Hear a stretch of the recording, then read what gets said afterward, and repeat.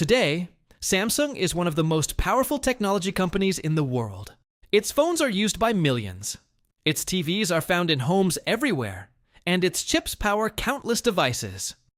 But Samsung did not begin with smartphones, it did not begin with televisions, and it did not begin with electronics. It started as a small trading business, selling everyday goods. So, how did a local company from Korea grow into a global technology giant? The story began in 1938, when Lee Byung-chul founded Samsung in the city of Daegu, Korea. At the time, the company exported products such as dried fish, vegetables, and other local goods. The name Samsung means 3 stars. It was chosen to represent something powerful, lasting, and great. But the company's future would be shaped by challenges no one could have predicted. In 1950, the Korean War changed the country completely. Businesses faced destruction, uncertainty, and enormous losses. Samsung was forced to adapt. After the war, South Korea began rebuilding, and Samsung expanded into new industries. It entered food production, textiles, insurance, and manufacturing. The company was no longer just a small trading business. It was becoming part of Korea's economic transformation. Then came the decision that changed everything. In 1969, Samsung created Samsung Electronics. At first, the company produced basic electronic products, including televisions and radios. Samsung was still far behind the world's biggest technology brands. But instead of giving up, the company invested heavily in factories, in engineers, in research, and in new technology. Those expensive decisions would later become one of Samsung's greatest strengths. During the 1980s, Samsung made another risky move. It entered the semiconductor industry.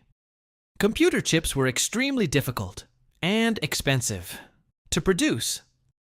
Building advanced factories required huge investments, and Samsung had to compete with powerful international companies. Still, it continued investing, year after year. That patience helped Samsung become a major producer of the tiny components used in phones, computers, cars, and many other devices.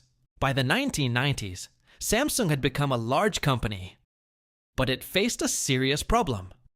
Many people viewed its products as cheaper alternatives to better-known brands.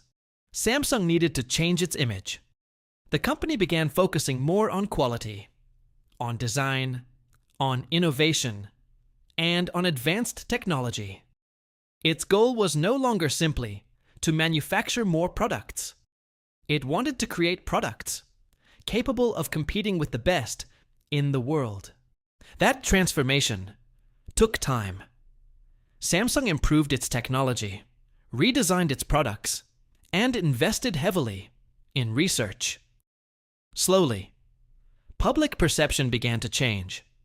Samsung was no longer seen only as a low-cost manufacturer. It was becoming a global technology brand. The company understood that size alone was not enough.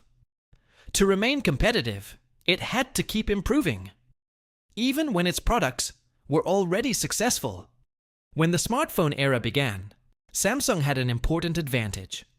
It already had decades of experience producing screens, chips, batteries, and electronic components.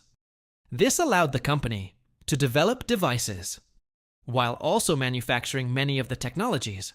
Inside them, the Galaxy series became one of the biggest competitors to the iPhone, helping Samsung reach millions of customers around the world. But Samsung is much more than a smartphone company. Its technology can be found in televisions, home appliances, computer memory, displays, and advanced semiconductor systems. Many people use Samsung technology without even realizing it. The company's success was not created by one famous product. It was built through decades of investment adaptation, competition, and long-term planning.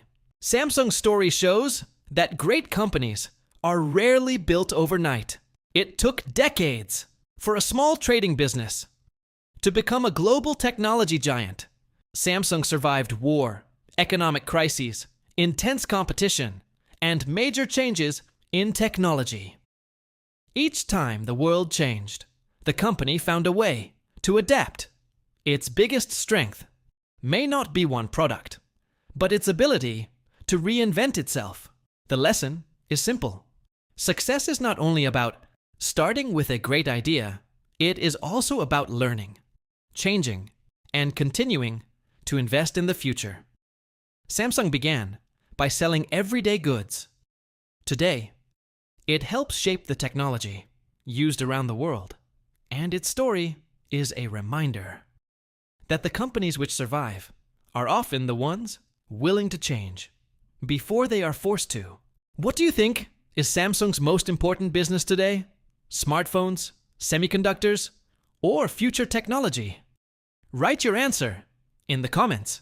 And if you want to see more stories about the companies that changed the world, subscribe for the next video.